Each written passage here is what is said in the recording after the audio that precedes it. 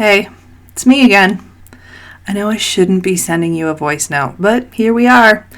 I keep trying to quit you, but somehow you always slither back in, like a text from an ex at 11 at night that just says, thinking about you, hope you're well. And by thinking about me, I think you mean that you're wondering if I'll still teach for exposure and pay dues without any real support or benefit, right? Yeah, I mean, it wasn't all bad. You were so charming at first, talking about connection and purpose and the whole be part of something bigger thing and the emerging profession song and dance that made me feel like I was on the front wave of something. You made me feel special, like I actually deserved a place in this grand and ancient tradition. But then came the gaslighting. We're like family. Oh, so you mean the kind of family where I have to prove my worth over and over again just to be acknowledged? Cool. That feels great. Oh, just pay your dues. Guess what I did? In dollars and in my sanity. There's no money in yoga. It's all about the passion. It's weird how there's no money when I ask for fair pay, but there's plenty of money when it's time to expand your six-figure salaries. And the way you just the way you just won't let me go. I mean, even when I try to leave, you're always like, but where will you go? And what will you do? And who will hire you? It's like I'm escaping a freaking cult. Or like my yoga career just wouldn't ever have existed without you. But here's the thing. Yoga was here before you, and yoga will be here after you. And so will my job. I know because I built it myself. And you don't get to take credit for that. Honestly, I don't need an overpriced membership to a toxic relationship. So yeah, this is me officially deleting your number. Maybe I'll see you around and maybe I won't. But next time you call, just know I'm not answering. And please, don't stop by just to see how I'm doing at my favorite coffee shop and try and get some new idea to win me back. It feels very pick-me. Seriously, have some self-respect. Hey, do you teach yoga? Have you ever trained to lead yoga classes, to be a yoga therapist? Have you ever owned a yoga studio? Maybe even just wondered what it was like for the women and men up there in front of the room on their mats, leading you through endless Surya Namaskars, down dogs, and pranayamas galore? Well, these are their stories, and mine. I'm Rebecca Sebastian, a 20-year yoga teacher, 10-year yoga therapist, yoga studio owner, and co-founder of a yoga-focused nonprofit. I've done a lot in the yoga world over the last 20 years, pretty much everything except had a water cooler. You know, a place to share stories, talk about struggles, successes, and find other people who do the same thing that I do. Welcome to Working in Yoga, a podcast and substitute water cooler for yoga folks to connect and build community, to share our unique profession, our challenges, and our journeys with the world.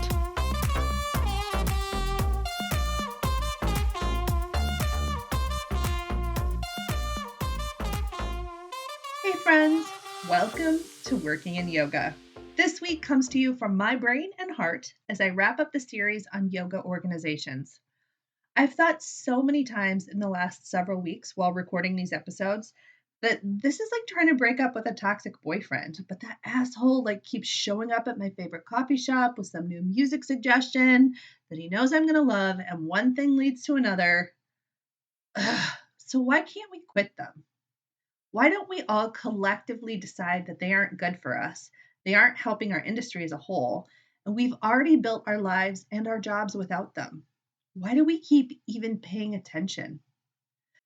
Sometimes when I consider our relationship with our yoga organizations, I think about this quote from the online therapist Patrick Teahan, and he said something like, the definitive symptom of childhood trauma is trying to get a difficult person to be good to us as an adult.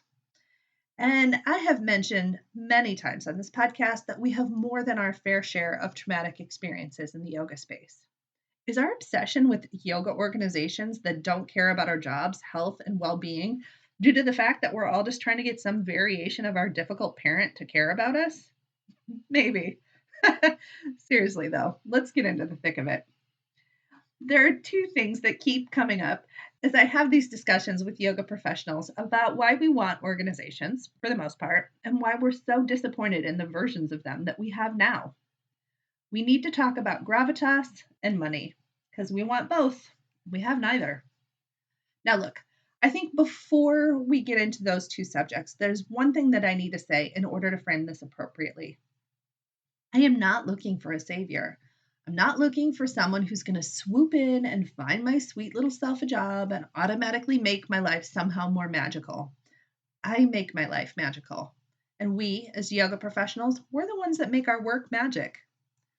Over the course of the last few years, so many of you have shared with me how much you love your jobs.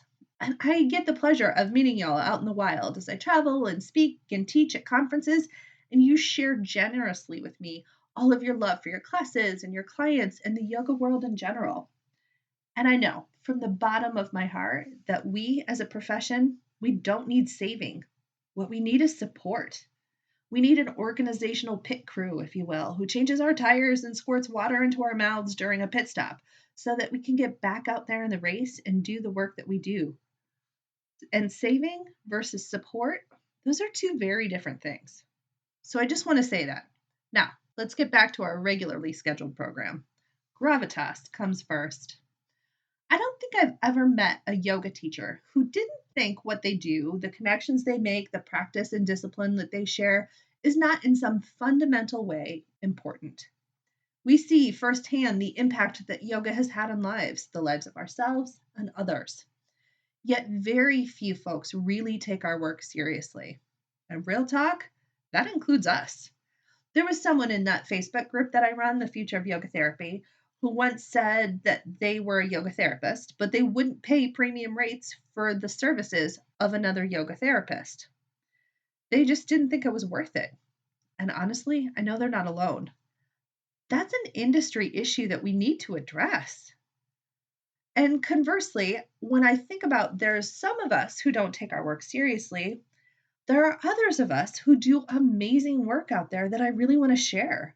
I think about this woman that I met last year at a yoga conference who told me about her chair yoga classes. I think she had two or three of them that she had held in her rural community in her area. And God, did she talk about how much she loved her students. Now, this is a woman who has a hard time keeping her energy up for a regular 9 to 5 job, but was able to teach a couple classes a week to earn some money. But mostly, she did it so that she can support the other people who come to her class. And her classes make a difference for her students and for her. We need to take her work seriously. I also think about women like Mona Flynn, who is doing the good work of supporting newcomers as they enter lives in new parts of the world. Mona's work matters. These connections that we make with our students and with each other, they matter. Now, if you haven't seen comedian and podcaster Mark Maron's clip on yoga teachers in his stand up special, you really should. I think it sums up the core of public opinion on our jobs pretty well. And it's not flattering, my friends. Yet here we are, out here, supporting our students and our clients, watching them use the tools that yoga provides us to transform their lives. We watch them become more themselves with every single breath. That's powerful stuff, friends. I think there isn't one yoga teacher out there who doesn't have some form of a yoga changed me for the better story. I certainly do. I remember when I trained to be a yoga teacher in the very early 2000s, my final paper for my YTT was titled Surprise, I Really Do Like People. Seriously, that's what it was called.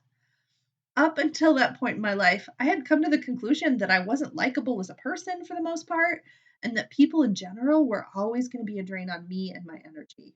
Yoga taught me so many things about myself, including that my defensiveness around other people is something that I didn't always need to carry with me. It helped me find the joy of connecting with other humans.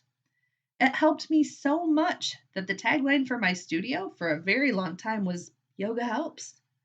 And I truly believe it does. So I agree with you all. We do deserve to have some gravitas for the work we do. I want people to take us seriously, or at least a little more seriously than they do now. I think it was Colin Hall, who was on the podcast last year, who said that he thinks we take ourselves overly seriously in order to make up for the fact that the outside world doesn't take us seriously at all. And an organization that was skilled in educating the public around the good work that we do would go a long way to giving us gravitas that we desire and deserve. I'll let you know when I think we have one. Until then, let's talk about money. One of the more egregious things that I said in that voice note that I started the podcast with is this idea that there's no money in yoga. It's all about the passion. That's horrible because A, I'm pretty sure that the Yoga Alliance actually takes this as its official stance.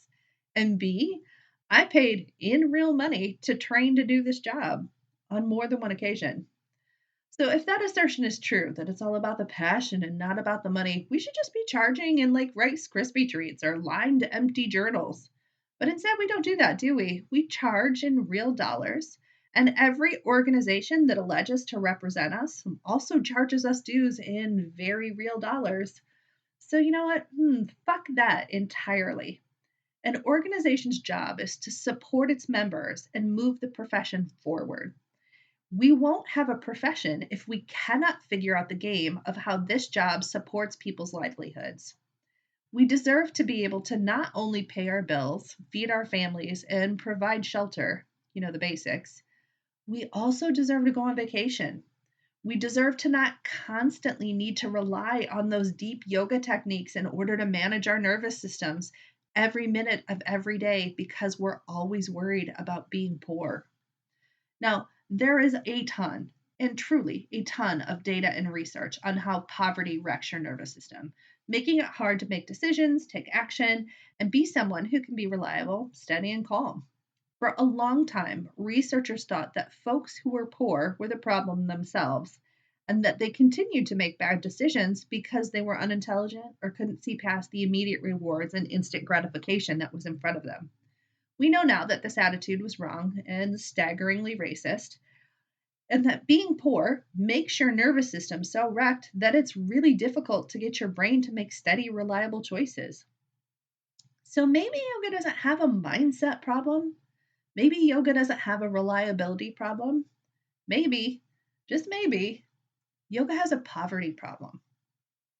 It seems to me that a lot of folks really love to fling around this story that if you're going to be a yoga professional, you need to have a professional who has another spouse who earns income, and those people are somehow less serious about their work than the rest of us. In fact, I was that a lot of folks for a really long time, but I've changed my tune. I no longer believe that people who have a spouse who makes money are all completely fine with that situation. Oftentimes, they're choosing to do the work that they love and feel called to do at the expense of their own financial safety and security. Are we all under the impression that every partnership out there where there's one person who supports a yoga professional because that professional can't make enough money to equally contribute is a good, healthy, or nurturing partnership? Is it possible that we have, at best, been staggeringly remiss in understanding that we, a profession that is 80 to 85% made up of humans who identify as female, are contributing to the patriarchal ideal that women are financially trapped in their marriages and partnerships? Because if you're a woman who teaches yoga, you very well might be. So I'm proposing a new idea that yoga doesn't have a money problem. We have a poverty problem. And with that problem comes all of the stereotypes that we're lobbed with. Flaky, emotionally unregulated, scattered, anxious, having difficulty making decisions. Sure, some of that can be our personalities, our use of extracurricular activities to calm our nerves, of course. But could the fact that we expect our professionals to live in poverty in order to do their work also be a major contributing factor? Yoga has a poverty problem. Maybe that will finally light a fire under us and our organizations to really address the money issue at hand, eh? I once had the opportunity to host a panel discussion with members of the IAYT, International Association of Yoga Therapists, and a now defunct organization called Yoga Unify. I asked the question about money and our profession. And for reference, this was in 2022, y'all, so not that long ago. And someone who represented the IAYT said this. She said she'd learned to live off nothing, and that is what everyone needed to do. When she talked about her retirement being the money she scraped together to buy a building so that someday she could sell it, I have to say, I saw every one of those 100 plus people in that room deflate. They were crushed. The idea that this person, someone who was at their peak in our heyday of 2010 to 2018, was living off something like $25,000 a year. And instead of fixing the issue, we choose to see that as our ideal. Our goal is to be as selfless for the work as possible. You know what? I go bullshit on that too. We deserve to get paid fair wages for the good work we do because our work matters. And we deserve to have organizations who are going to fight for us for just that. So, thank you for listening, my friends. This organizational series has been one of the highlights of this podcast for me. And next time, I am launching into a new series that is going to be a little bit lighter and a lot more fun. It's a series on AI and technology in the yoga space. We're starting off with another solo episode written in part by ChatGPT. Then we'll get into it with guests like Jay Brown, Mandy King, and Ram Bakht. Get ready to talk about our futures, friends, and let's make it so bright that we've got to wear shades. Until then, finish up your cup of tea and let's go get back to work.